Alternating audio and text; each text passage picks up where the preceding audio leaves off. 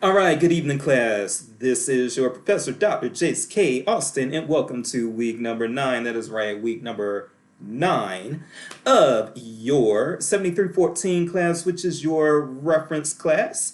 We are going to do a few course updates today. One course update related to the LibGuide assignment that is just going to take a minute at the most. Then we're going to talk about that Wikipedia assignment a little bit, and that's going to be it. This one legit should be under 20 minutes, but remember, you can always speed me up, so do that if you wish to do that. But yes.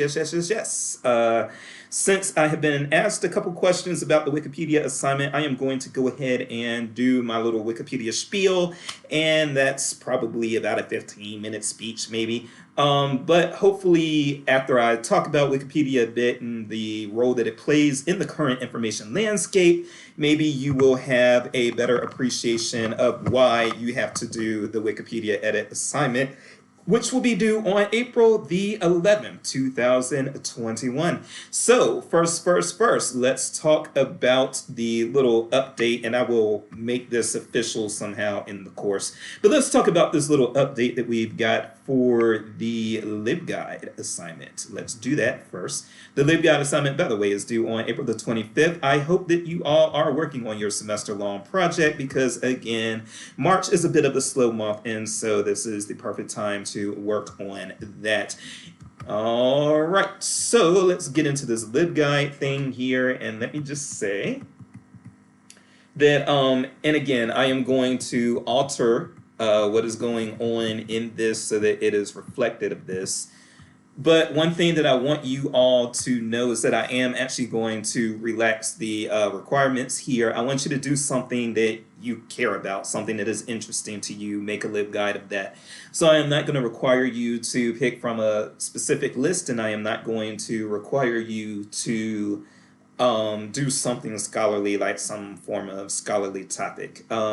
We are going to go ahead and allow you to do whatever you want because I want you to have an enjoyable experience, or as enjoyable as possible, with your first LibGuide experience. So if you're not sure whether or not your LibGuide topic is okay, then you can either ask in the questions section of the discussion area of the course, or you can email me, and as always, my email address is austinj@missouri.edu, name a place, anytime, anytown.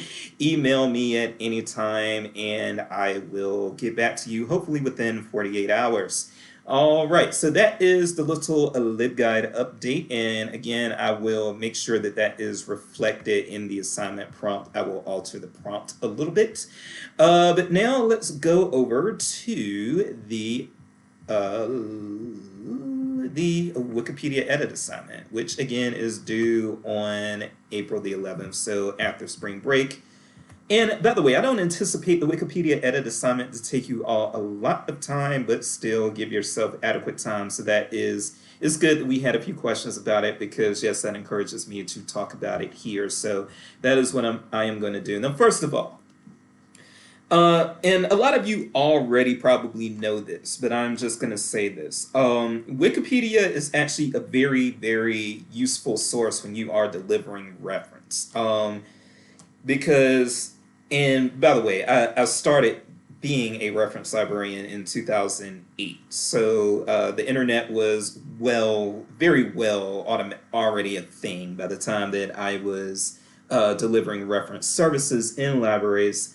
But prior, I am told that prior to the internets, there was whenever you needed to gather some quick background information on a topic in order to fulfill a reference request, what people would do is they would visit the Wikipedias. The Wikipedias. They would visit the encyclopedias. That is what people would do when they had to look up some information for a patron prior to the internet days. In order to familiarize themselves with the topic, they would go ahead and look up things in the encyclopedia to kind of get an idea of what the patron was talking about, and then they would go from there. Wikipedia actually is a good place to start out, not to give your patron a source, but it's a good way to gather background information. So if somebody comes up to you and they say something like, "Hey, I need information on the Mossberg 88."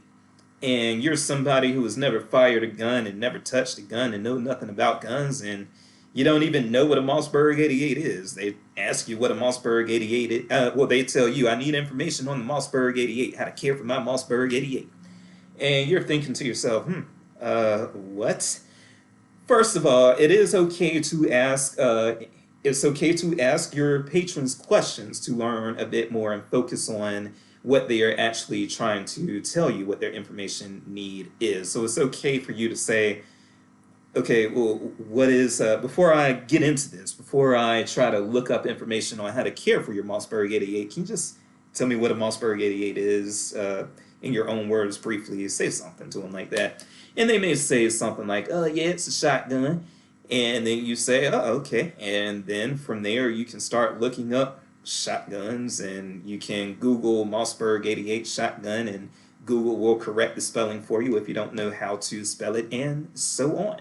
So, you could actually then probably end up, if there isn't a Wikipedia page for the Mossberg 88 specifically, I'm sure that there is still a Wikipedia page for Mossberg. And so from there, you can probably find information on how to care for your Mossberg 88, make sure that it's nice and oiled, things of that nature.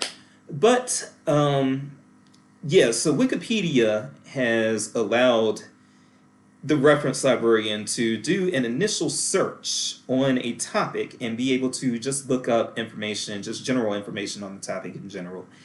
And then from there, there are those helpful external links at the bottom of a lot of Wikipedia pages. You will see Wikipedia page information. You will see links to other Wikipedia pages and that sort of thing. And so you can gather a lot of information very quickly. Okay? So that is a tactic. That's something that you will probably want to do.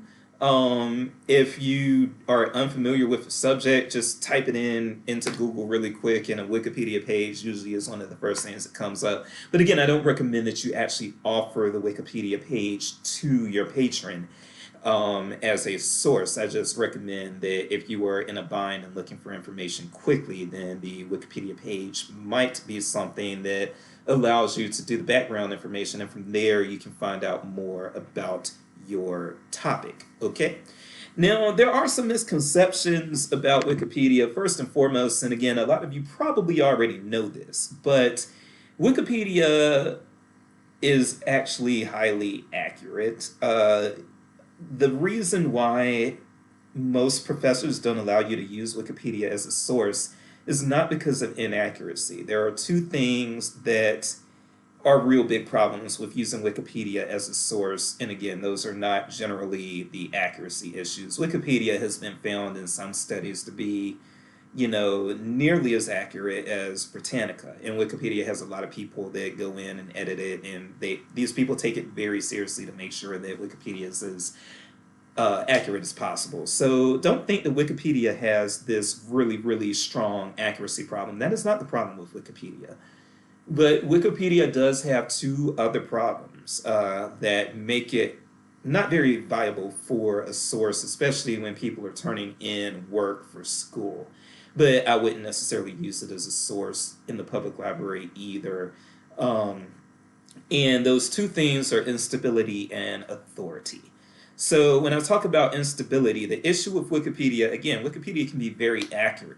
But Wikipedia can say one thing one day and one thing a week later that's very different and still accurate. Like, for instance, Wikipedia can have a whole, and this is, by the way, what you all will be doing as an assignment, Wikipedia can have like whole sections added like a week later. And so, or a whole section taken away a week later. And so the information in Wikipedia is unstable. Usually when you look at a journal article or a magazine article or a newspaper article, books, definitely, usually the information is pretty much the same. If you were to put these titles in your works cited list or your references list, if I were to go back into the book or the magazine or the newspaper just to make sure you're not plagiarizing or otherwise checking I'm otherwise checking your sources, usually, a week later, the source is still going to say the same thing that it said the week before. And with Wikipedia, you do not have that type of guarantee. Well, I shouldn't say guarantee, but you will not. That's not necessarily likely with Wikipedia. Wikipedia will, by the minute, at times will have different information in it. And you've probably all seen where when people pass on, for instance, notable people pass on that have Wikipedia pages attached to them, a lot of times you will see at the top of that Wikipedia page that this is a page about somebody who has recently died. Information, I don't know the exact verbiage, but it'll say, the information is being updated rapidly, so forth and so on. Okay, so do with that what you like, and then the second issue is authority. And when I say authority, what I mean is a lot of times, now you can go into like the little edit page for Wikipedia and all that sort of thing, but at the end of the day, you really don't know who's editing Wikipedia that well. You don't know what their credentials are. It's pretty hard to, if you want to work at it, you can eventually find out, yes, who did these edits to Wikipedia, and you can have that information. But that's going to take a lot of digging, and you don't have a byline like you do with a newspaper, magazine, journal, or book. You would have bylines, and you don't necessarily have that with Wikipedia. So you don't know who's making these changes, these alterations, or who creates these pages and what their credentials are. So there is a big authority issue with Wikipedia as well. But Wikipedia's issue is not the accuracy thing. So I wanted that to be clear. Now, before, what I'm going to do from here is I'm going to take the remaining probably about 8 minutes here to just show you a couple of things about Wikipedia. But before I even say that, I just like to let my students know that this is actually my favorite assignment in this course. And the reason for that is because I think that this assignment is something that serves the greater good beyond this course. So when you make your edits to Wikipedia, and this is the assignment prompt right here, by the way, if you have any questions about the prompt or about the rubric, again, just reach out to me.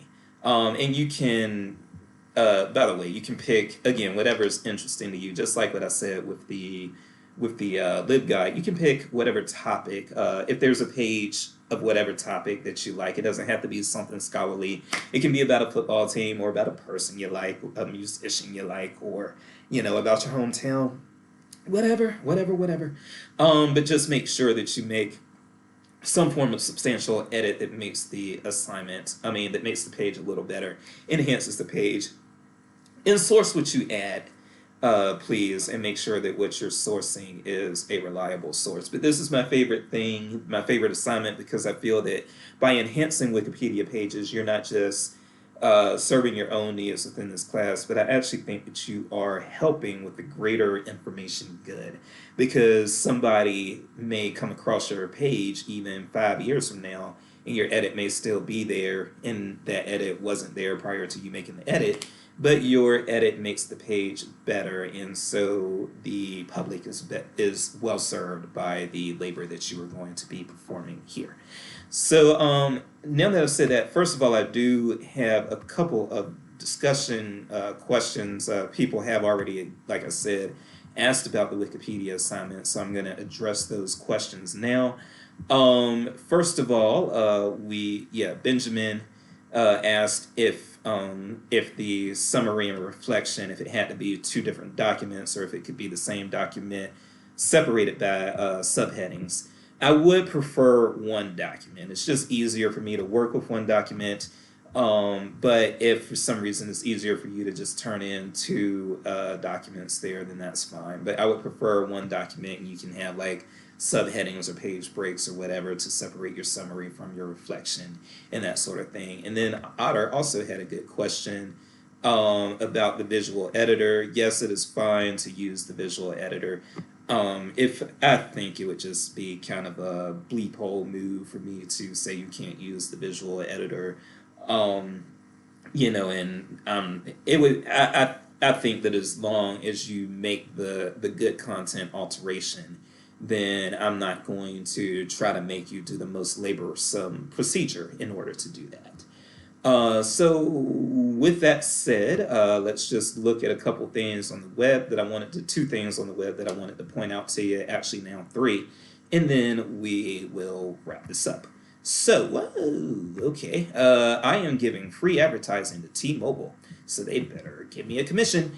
All right, so this is the first thing that I wanted to show you, and this is one of my concerns about Wikipedia. As we have seen over the past few years, one issue that really is, I think, dangerous to the point where I think it's posing a national security threat is online information and how these algorithms are working and how people are now creating basically micro realities of bubbles that they kind of operate in. And that's because information and the information landscape can and will be manipulated by pretty much anyone with an internet connection nowadays. And I think that's very dangerous. I will recommend, if you have not seen this Netflix documentary called The Social Dilemma with Tristan Harris, I highly recommend that documentary.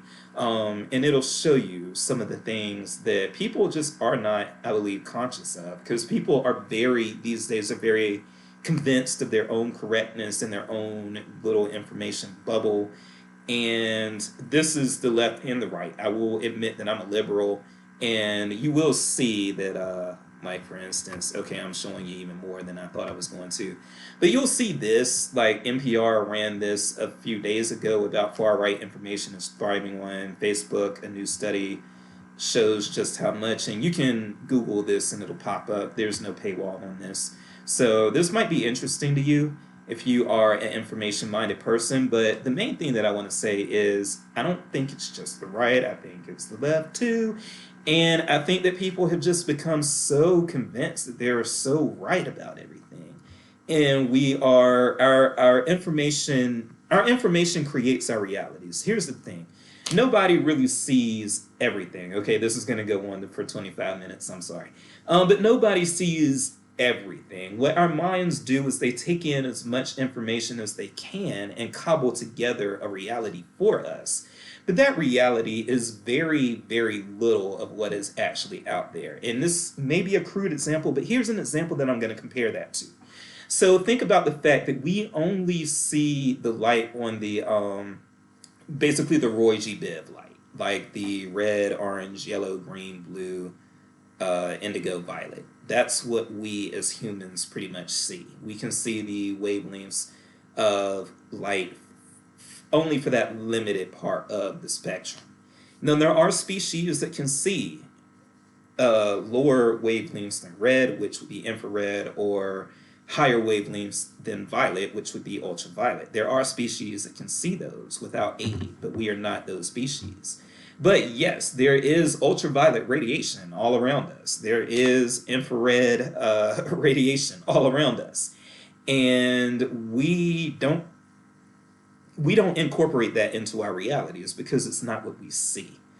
And it goes even deeper than that, I would say, in the information landscape. And this is something that people need to keep in mind, is that nowadays, I think this started with 9/11, but it's gotten way worse with the emergence of social media. I think that people have gotten to the point now where they have a very small micro reality, and they don't think it's a micro reality. They think that they're seeing it all. They think that they are considering all the viewpoints. And yes, I'm not just somebody who just watches Fox News or just somebody who watches MSNBC, and I take it all, man, because I'm reading what people who disagree with me say on Facebook.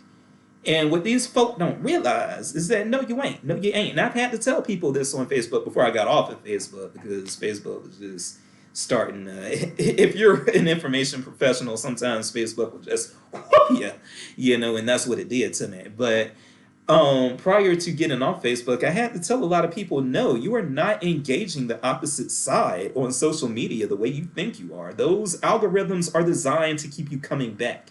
And there is an emotional element to how people approach information. So people don't want to see a lot of information that they disagree with. That's why what I call news a la carte, MSNBC, Fox News, that OAN network or whatever, and these super liberal things you see online and Huffington Post and Breitbart and all this partisan stuff. Um, the emergence of that is because people love, they have an information, they have an emotional attachment to the information they take in. And so they want that information delivered to them in a way that they like. And there are people that like the Fox spin on information, and there are people who like the MSNBC spin on information. And, again, people have been very deceived, very tricked on just how balanced they think the information that they're getting to create their worldview is. Because they think, oh, well, yeah, I've been watching Fox News all day, but now I'm going to go on Facebook and I've got liberal friends on my page, so their stuff is going to pop up on my news feed, and now I'll get to hear the liberal side, and that's me being a balanced person. These people are so freaking wrong. Those algorithms will a lot of times kind of pick up that you are a liberal or you are a conservative. So this is the stuff that you want to see. This is the stuff that you don't want to see. And you're not going to see the other side of the story on the social media like you think you are. And I see that on Twitter myself. Like, I'm liberal, I'll admit that. And I can tell when I look at my Twitter feed that what's being shown to me on my Twitter feed is very, very liberal. I'm not seeing, like, for instance, when, no offense to somebody who likes Ted Cruz, but he's somebody that I don't really care for much as a politician. And actually, I lived in South Carolina for 8 years, so I'll say another person of that nature would be Lindsey Graham. They're not people that I really care for that much as politicians. And when I find stuff discussing Ted Cruz or discussing Lindsey Graham on social media, yeah, most of it is stuff that's criticizing those people.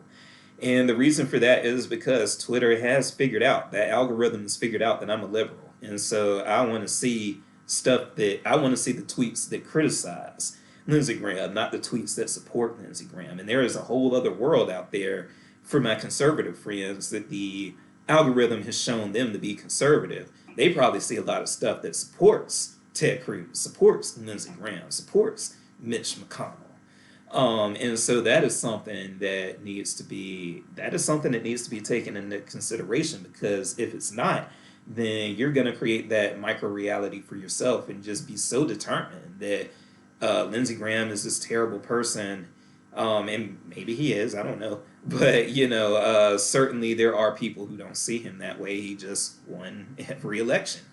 So this is something that we have to be mindful of, folks. And so I say all of that to say that when we talk about Wikipedia, one thing that I don't like, and that's why I am about to show this here, is that I think that we have underestimated, basically, we focus on social media a lot. I think that one thing that people can do to start altering the information landscape and to really turn Americans on one another and to really just create chaos is, I think that manipulation of Wikipedia might be what happens next. But I think that there's that peer editing in Wikipedia, and I think that's what's stopped Wikipedia from spiraling out of control so far.